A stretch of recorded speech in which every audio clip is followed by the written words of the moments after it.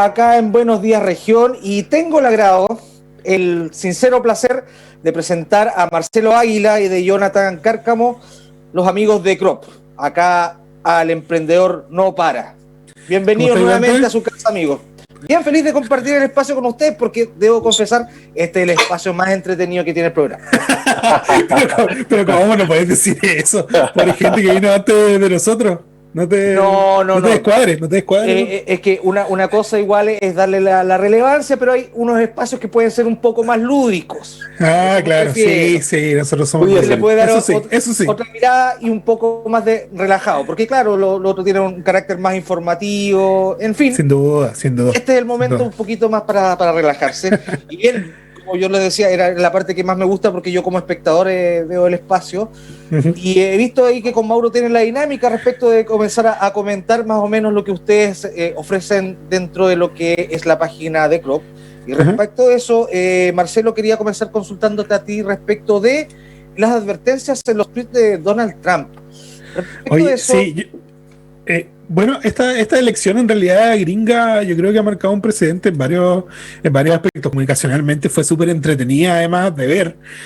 Tuvimos todo el mundo en realidad, todo el mundo expectante como 3 días, ¿no es cierto?, a ver el resultado. Incluso nosotros surgían ahí comparaciones respecto a lo que pasaba con el CERVEL y con el sistema de votación gringa, la suerte, entre comillas, que tenemos nosotros de tener los resultados muy rápidos con una democracia que es representativa directa. Empezaban a surgir ese tema. Entonces, además de eso, comunicacionalmente fue y marca un hito por un par de cosas que sucedieron, como te digo, comunicacionalmente también en redes sociales, que es lo que nosotros también manejamos de mejor manera. Y es que creo que no había pasado nunca en que activamente se desmintiera al presidente en ejercicio respecto a algo que estaba diciendo, ¿ya?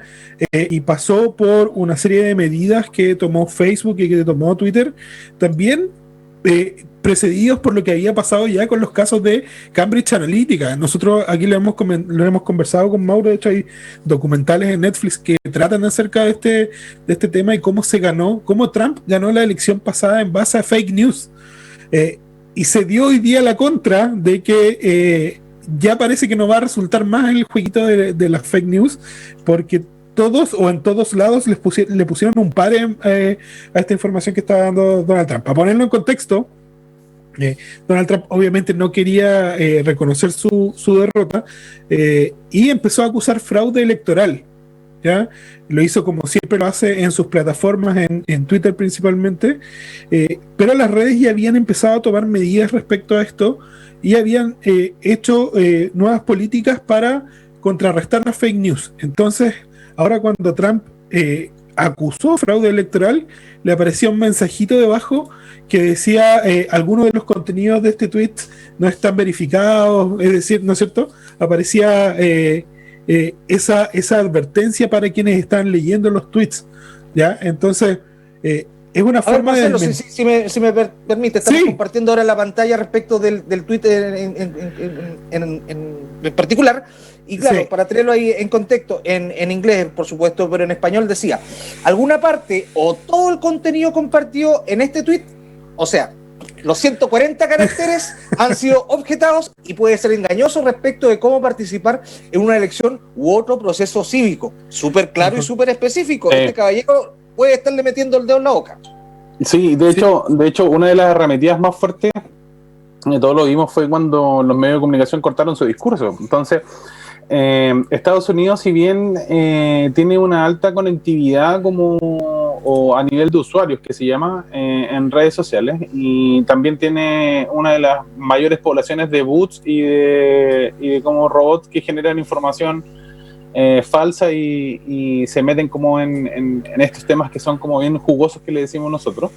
Pero nos estamos dando cuenta que si ellos cambian la norma, que en sí papá de Estados Unidos cambia la norma, sobre todo en redes sociales, el tema se empieza a aplicar para todo. ¿Sí? Es un tema que es importantísimo, y de hecho mucha gente reaccionó socialmente a ver si los canales o medios de comunicación en Chile eran capaces de hacer lo mismo cuando quien sea, algún presidente, algún ministro esté dando información que no sea efectiva o sea verdadera, ¿cierto? Y esté basada en supuestos, a cortar las transmisiones. Por ejemplo, otro día vimos al ministro vocero de gobierno decirle a los otros partidos que estaban picados. Era como casi estar conversando antes de ir a jugar a pichanga, pues ese es el tema. Entonces, comunicativamente deja mucho que desear esos espacios o esas cosas que hemos vivido estas últimas semanas, que políticamente ha sido bastante entretenido. Sí, y Dante, sabes que ahí lo curioso de esto es que ahora que Donald Trump es el presidente saliente, ya está archicomprobado, ¿no es cierto?, que perdió la elección, probablemente va a seguir los pasos legales, quizás, bueno, no se sabe todavía en realidad, porque igual dicen que hay Melania y sus asesores cercanos lo están aconsejando para que admita la derrota, pero una vez que salga, si sale de la presidencia, y esto es un hito que quizás no es tan relevante para la gente, pero para el tema de las redes sociales es relevante, porque la cuenta de Donald Trump podría ser tratada como cualquier otra cuenta, incluso ¿Y ahora eso no es así? No es por así. Ejemplo, ya. Porque las cuentas del presidente, de la primera dama, tienen como trato especial, ¿ya? Porque son cuentas como de información de dominio público, sí, de información relevante. Y estando fuera, queda sujeto ya a las normas de la comunidad y podría ser incluso baneado por difundir noticias falsas, por incitación al odio. En el fondo, a lo que estamos sujetos cualquier usuario de las redes comunes. Entonces se abre algo súper sabroso y súper interesante de qué va a ser el día después también en redes, porque ha sido el arma también de Donald Trump. Donald Trump creaba mucho contenido y opinaba mucho a través de Twitter. Un presidente muy opinante y dictaba muchas cosas a través de Twitter. Así que va a ser súper interesante. Ahorita, el caballero sí. Twitter. Ahora, respecto a eso, Jonathan, yo te quería consultar, porque esto es muy delicado, o sea, igual lo estamos tomando de una forma, pero es muy delicado, porque ¿quién en Twitter es quien decide que lo que está diciendo el presidente es una fake news? Hay un parámetro de el criterio. ¿Cuál es el criterio? Hay un criterio que tiene, bueno, todas las redes sociales tienen criterios y tienen, cuando uno dice acepto, nunca lee eso en todo caso, las políticas de privacidad y de comportamiento dentro de una comunidad. Y lo que cuando te llega una actualización o te llega un aviso al correo electrónico que hemos cambiado nuestras políticas es porque se están haciendo las mejoras como constante. De hecho, nosotros a veces con solo apretar el acepto estoy entregando información personal delicada de manera consciente, se entiende así. Pero hoy día, por ejemplo, las personas, hoy día se habla mucho del uso de la red social de manera consciente y ha impulsado que frente a estos temas de denuncia, de denunciar el post o el tweet, se empieza a generar ciertos parámetros. Entonces, ¿qué es lo que hacen estos como las agencias que mantienen las aplicaciones? Es que van definiendo esos parámetros y van haciendo también, lo que más hacen es data mining, o sea, con esa data van demostrando que en tal lado estos temas son complejos de demostrar en la red social y es por eso que se empiezan a bajar o, como bien dijo Marcelo, a banear. Si hoy día Trump dice algo, ya no va a tener el mismo trato que tenía antes. O sea, la gente puede empezar a reportar el tweet y en 2 minutos va a estar fuera de la red social y va a ser así de simple, no importa quién sea. Marcelo, mira, respecto de eso, lo que me queda la duda respecto de esto, que generalmente uno cuando ocupa herramientas de social listening, de escucha, uno generalmente incluye algunas palabras claves y según esas palabras incluso te puede dar sentimiento respecto de, por ejemplo, alguna cosa negativa. Uno pone, por ejemplo, un garabato y ya sabe que todo lo que viene acompañado no es bueno, por decirlo de alguna forma. Entonces yo quería saber si es que esta decisión de decirse fake news lo toma... ¿una IA o hay una persona que lee previamente antes de sacar el tweet del caballero? ¿Cómo funciona esta cosa? Yo creo que en el caso puntual del presidente Trump... y si esto, la otra pregunta es que si esto salió inmediatamente cuando acaba de subir el tweet del caballero o pasaron algunos segundos, ¿cómo funcionó? Pasan algunos segundos. Yo creo que Twitter, y Facebook también, Facebook igual ha hecho esfuerzos en ese sentido, pero Facebook no es tan público, entonces no hay tanto problema. Sí, una red social cerrada. Cerrada, claro. Ya, perfecto. Entonces, lo que creo que hace Twitter, no lo sé a ciencia cierta, es que con el resto de los usuarios puede ser una IA, puede ser algo automatizado, pero yo creo que toman con pinzas el caso del presidente Trump y debe haber un departamento. Da la impresión completo, de que lo estaban esperando prácticamente. Debe haber un departamento, porque esto se veía venir, si todos sabíamos cómo es el presidente y cómo iba a reaccionar, y que no iba a admitir si es que perdía. Entonces yo creo que hay un área donde hay personas que se encargan y hacen fact-checking, me imagino, para ver si lo que dice o lo que tuitea el presidente o expresidente a esta altura tiene relación con la realidad, si hay alguna prueba. Yo creo que ahí hay más intervención humana. Creo que es necesario también el criterio humano en ese tipo de cosas. Yo creo que las inteligencias artificiales pueden estar dispuestas, pueden ser herramientas útiles, pero no creo que estén al nivel en que puedan determinar si un tuit es verdadero o no. Entiendo de una noticia, entiendo de otras cosas, pero esto que es tan instantáneo, que es tan breve, es re difícil, creo, para una IA evaluarlo en su contexto general. Eso es en mi opinión. Sí, Jonathan, yo quería consultarte, igual manteniendo un poco la línea respecto de que estamos hablando de redes sociales, pero me voy a salir un poquito de contexto, pero no mucho. Previo a la elección de acá del apruebo o rechazo hace días atrás, se venían escuchando sondeos que se hacían a través de redes sociales, las cuales muchas de esas decían de que incluso ganaba el rechazo. Sin embargo, para hacer ese tipo de sondeos, por supuesto, el caballero de la agencia con el cual yo hablaba me decía, no, tenemos una inteligencia artificial que detecta, etcétera, etcétera. Pero lo que finalmente él tenía que explicar era de que si habían más menciones respecto del rechazo, eso no implicaba necesariamente una intención de voto, sino más bien que había mayor actividad, mayor difusión de esa situación en particular.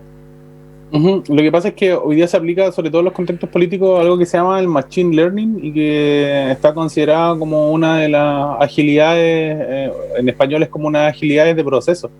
Entonces, ¿qué es lo que hace? Si puedes explicar cómo funciona eso, la máquina aprende después de que uno le va dando lo que hace es en relación como lo plantea Marcelo, es que en ese entendido la máquina empieza a evidenciar ciertos tópicos y empieza a hacer un data mining que se llama hacer minería de datos. Y lo que va entendiendo, primero entiende el comportamiento como socioemocional de la red, cual sea, y te va tirando. Y ahí es donde te va tirando como los anzuelos y es donde aparecen los bots. Por ejemplo, acá en Punta Arenas también hay bots o cuentas fake que están creadas, ¿cachai? Que la gente, a veces uno se mete a ver el perfil, tiene 2 fotos, se unió hace 2 meses atrás y dice que estudió en cualquier lado y no tiene como ninguna relación. Entonces, lo que hace, y es un tema que hemos hablado a nivel de aquí del espacio, es que se empieza a crear una realidad, ¿cachai? Entonces, con esa realidad la gente empieza a cuestionar, pero la gente igual se ha dado cuenta, y por ejemplo, si tú te metías a Tweet, que nosotros antes éramos bien activos en Twitter, ahora solamente somos observadores y vamos ahí en una terraza mirando qué es lo que pasa. Somos más viejitos. Así termina uno. Yo también estuve trabajando en una agencia digital y al final yo ya no ocupo ninguna red social, solamente pasa bien. Y cachai que la gente igual se empieza a dar cuenta, ya empezó a reconocer cómo discute un bot, ¿sí? Tiene pequeñas como acepciones gramaticales que te hacen diferenciar que ya sabes que estáis peleando con una máquina y de repente uno ve las publicaciones, señora, no lo pesque porque es un bot del otro lado. Entonces, claro, las encuestas se generan en base a esta falsedad de realidad, las proyecciones también, y por ejemplo las encuestas daban ganadores a Trump, si era como efectivo, y no pasó así, ¿cachai? Entonces, pero por lo menos, mira, yo ahí por lo menos en la elección de Trump ya hay una, igual fue súper estrecha, ya igual se entiende este margen de error.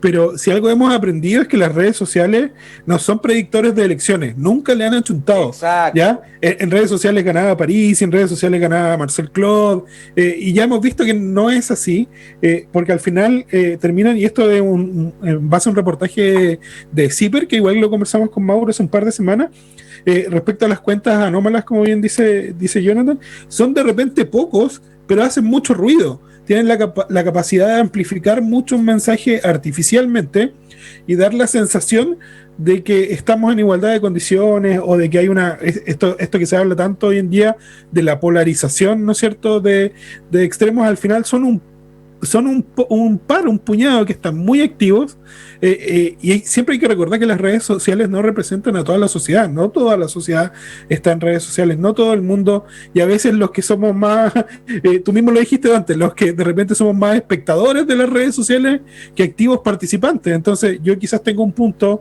que no va alineado, qué sé yo, a temas como el rechazo, pero no lo publico tampoco, no hago notar mi contra, ¿no es cierto?, respecto a eso, porque no me interesa discutir con la gente que está en una posición distinta a mí, y eso es sumamente válido también. Entonces esa ausencia también no nos representa como sociedad completa en redes sociales. Entonces hay que tener ojo ahí en cómo se extrapola esto de las redes sociales a lo que llamamos la realidad, o el clásico ardieron las redes sociales que usan los medios de comunicaciones para representar alguna posición, es de repente peligroso. Perfecto, Jonathan, también quería conocer tu opinión al respecto de eso, pero yo generalmente siempre hago la analogía a una persona que me consulta por redes sociales, en fin, alguna persona mayor, en general, y siempre la recomendación es la misma: usted compórtese en la red social como lo hace habitualmente cuando sale a la calle, o sea, mire, sepa lo que opine, porque esa cosa que es virtual está pasando realmente. Entonces tienen que hacer como mantener las mismas normas de comportamiento social que uno tiene, digamos, de manera física, real, que en las redes sociales.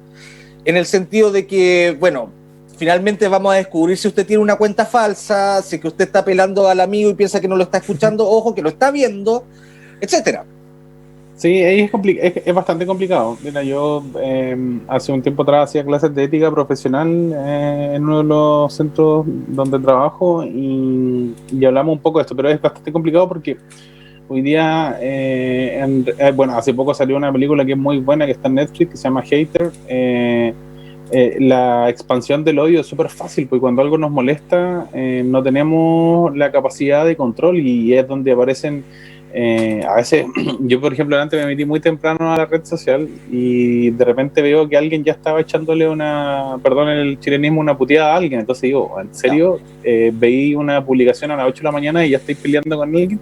Entonces, y sin contexto. Entonces la verdad es que es súper complejo, porque mucha gente en sencillo, para explicarlo en sencillo, se envalentona en la red social y demuestra lo peor de sí, pero quizás en un debate, en una mesa cara a cara, no va a comportarse así. Entonces es como mucha gente construye su alter ego dentro de las redes sociales, y no transmite lo mismo que nos da el anonimato de las redes sociales también, pues. No, nosotros siempre decimos a la gente que si hay por ahí alguien que no tiene ni foto perfil ni nada, no gaste saliva en eso, no gaste ni internet, ni datos, ni teclear en su dispositivo para responder algo, porque al final no sabí a quién te estás enfrentando, y hay algunos locos que son que están un poco más allá de la normalidad, porque ya pueden incluso conseguirte el teléfono, que igual lo podemos enganchar con el tema que teníamos más arriba que hizo el ministro Briones, ¿cachai? Que empieza a buscar el tema de tus datos personales y empieza a hacer un poco el hater más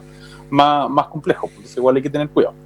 Por supuesto, y bien, antes era un poco más sencillo detectar estas cuentas falsas, estas cuentas odiosas, porque uno veía, un huevito sin foto de perfil, ya sabemos que es la cosa. Se han puesto cada vez un poquito más ingeniosos, pero hay que ver, después uno comienza a ver de que están copiados y pegados los comentarios, etcétera, opinan, bueno, en fin, hay un montón ya de cosas como para detectar. Y bien, Marcelo, como comentaba Jonathan, el ministro de Hacienda ahí quería saber los datos respecto de quiénes habían hecho retiro del 10%. Sí, oye, a mí me parece curioso eso. Tiene mucho también que ver con las leyes de privacidad de datos digitales, sobre todo, que tenemos en Chile, que son bastante débiles. Porque si bien puede estar en todo su derecho el ministro de exigir, bueno, recordemos para la gente que no sabe, el ministro solicitó a la super de pensiones los datos, los RUTs de todas las personas que habían hecho retiro efectivo de su 10% de la AFP. Esto, y según Hacienda, con fines estadísticos. Ya lo pongo entre comillas porque en realidad es súper interesante estos fines estadísticos que reclama el ministro, porque esa cruza de datos no se ha dado en toda la operativa de la estructura estatal.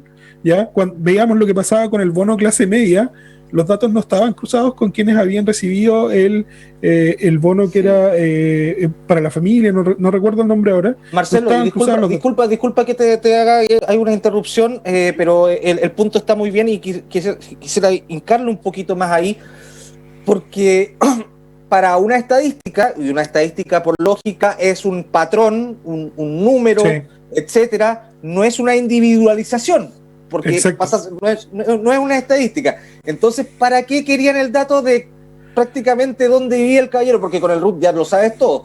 Sí. ¿Para qué quería la plata? Prácticamente en qué lo gastó. Sí, y es descontextualizar también la cifra, y que quizás esto, que me perdonen los economistas que me escuchan, pero de repente es un mal que tienen los economistas de ver todo en base a cifras, porque la cifra sola no me dice la realidad de la persona que está viviendo la persona. El que yo sepa que, por ejemplo, a Jonathan no le disminuyó el sueldo y hizo retiro del 10%, no quiere decir que él esté la raja, no quiere decir que le haya estado yendo bien.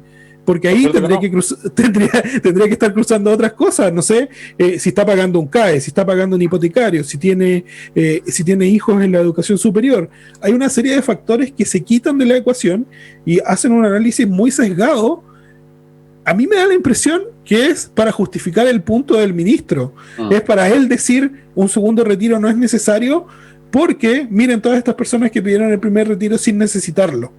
Y es, otra vez, súper peligroso esa conclusión, porque se hace en base a datos sesgados sin contexto, ¿ya? Porque, como tú bien decías, Dante, no hay una individualización, y eso a nivel estadístico es bueno, pero también es malo, porque no sé cuál es el caso puntual de cada persona. No sé cuánta gente lo pidió para arreglar su casa porque se le estaba cayendo, ¿ya? Entonces no hay contexto. Para mí es algo que... Una economía poco social, eso es lo que... Si bien nosotros siempre hemos criticado de que esta cruza de datos debería existir en el Estado para mejorar la política pública, para entregar instrumentos más acotados. Imagínate en el caso del Servicio de Impuestos Internos con el bono de clase media, qué útil hubiese sido que la información hubiese estado cruzada, que hubiese estado actualizada y no hubieran existido estos bonos mal entregados, ¿no es cierto?, de clase media, que se amenazó con que la gente tenía que devolverlo, la gente hizo su trámite para devolverlo y 50% de esas personas sí merecía el bono, sí estaba en condiciones de recibir el bono. Entonces, ¿para qué usamos la cruza de datos? A mí en este caso, a mí me parece injustificado, irrelevante, y algo que podría haberse obviado, no era necesario. Sí, personalmente, Marcelo, y con quien también hemos conversado en distintas instancias, no hay todavía alguien con quien yo haya conversado que me dice es por esta razón que están pidiendo el RUT, pero no hay nadie que pueda o se case con entender lo que está tratando de hacer el ministro, y es una línea pero súper delgada respecto a lo que es moral y lo que es moral. Sí, si bien pudiese tener algún tipo de recuerdo legal, que lo tiene, por cierto, no es prudente. De hecho, la administración del Estado los últimos años se ha caracterizado por cometer errores en los entornos digitales, y demasiado, ¿sí? Desde la operación de Carabineros. La clave única que vimos el otro día, que un cabro de 26 años ya se había paseado por todo, entonces igual es como, y no solo eso, sino pérdida de datos, y no sé, en algún lado era el tema de la tabla Excel para el control de los casos de COVID, caídas de servidores, una infinidad de cuestiones. Entonces tenemos un departamento de laboratorio de gobierno digital, que yo admiro el trabajo que realizan, pero no tienen el presupuesto asignado, no tienen la puerta abierta para poder hacer mucho. Están empujando un tanque a pedales. Sí, pues entonces claro, para eso hoy día se necesita inversión, y para tener esa inversión el gobierno, y a través de su Ministerio del Interior, tiene que poder soltar esa platita para poder un poco aumentar en los temas como ciberdigitales que necesitamos tenerlos, ¿cachai? Comisaría virtual, la gente se pudiese quejar, pero es un éxito en el sentido de que te ahorró un trámite que hubiese sido tedioso, a un principio lo fue, ¿cierto? Para la gente que hacía fila acá afuera del gimnasio del GOPE, pero después, cuando ya alguien se va familiarizando con el tema, se transforma en un trámite un poco más express, independiente del uso que se le dé al salvoconducto, eso es otra cosa, pero, sí. pero a nivel de trámite resulta de manera es fácil y logro hacer cruce con otras cosas, con el registro civil, con los servicios de salud. Entonces igual es una buena prueba. Y es una gran oportunidad que estamos viviendo, bueno, lamentablemente en el contexto de pandemia, pero de tener facilidad para hacer todos los trámites con una clave única, etcétera. En fin, es un ensayo que se tiene que seguir haciendo. Marcelo, Jonathan, se nos pasó volando el tiempo, muy agradecido de compartir con ustedes. Sí, nos quedan dos temas para que la gente lo pueda revisar. Sí, por supuesto. Sí, que se metan ahí a la web. Sí, habla del perdonazo de ITES, otro perdonazo más de impuestos, y también algo que es bien entrete y que la gente todavía no divisa es que Mercado Libre tiene una flota de aviones propios que ya comenzó a operar en Sudamérica, sobre todo en el área de Brasil. Ojo que cuando ya empieza a generar esto, o como lo ha hecho Amazon con el tema de los drones y otras cosas, es que esta economía de la compra digital, sobre todo en Mercado Libre, empieza a generar otro tipo de movimiento. O sea, hoy día ellos están sobrepasados y hace tiempo que ya venían pensando en la compra de este tipo o sea, ellos van a hacer su propio Airmail, ¿sí? Ya no necesito de otros, lo voy a hacer yo mismo porque los costos y la operatividad me da para hacerlo, o sea, y ya prometieron reducir en un día, o sea, 24 horas la entrega express, o sea, ya es en Brasil. Una locura. Sí, tremendo, mientras algunas empresas se van achicando, otras van creciendo, vamos a ver cómo se desarrolla. Muchas gracias, Marcelo. Muchas gracias, Jonathan. Buen día. Bien, y nosotros nos despedimos, pero antes queremos hacer mención a nuestros auspiciadores: Aguas Magallanes, Carnes Natales, Crop Agencia Digital, ya los vio, está con nosotros los amigos ahí de la agencia. Cambios Puratich, Áreas Verdes, Gomplast, COD, Comet Sur, Carnes Sur, La Medicina Tienda de Cultivo, Patagonia Blend, café hecho en la Patagonia, Roller Patagonia, Cercos Puc, La Bodega de Stani, Monk Studio, Conexmar, Delivery Tierra Market, La Granja y el Emporio de Rosa Inés. A todos ellos agradecemos el apoyo y bien, nosotros nos despedimos y nos encontramos a partir de las 16 horas en una nueva edición de Vox Populi. Por mi parte, muchas gracias por la sintonía y esperamos de que ya mañana Mauro vuelva a estar con ustedes. Hasta mañana.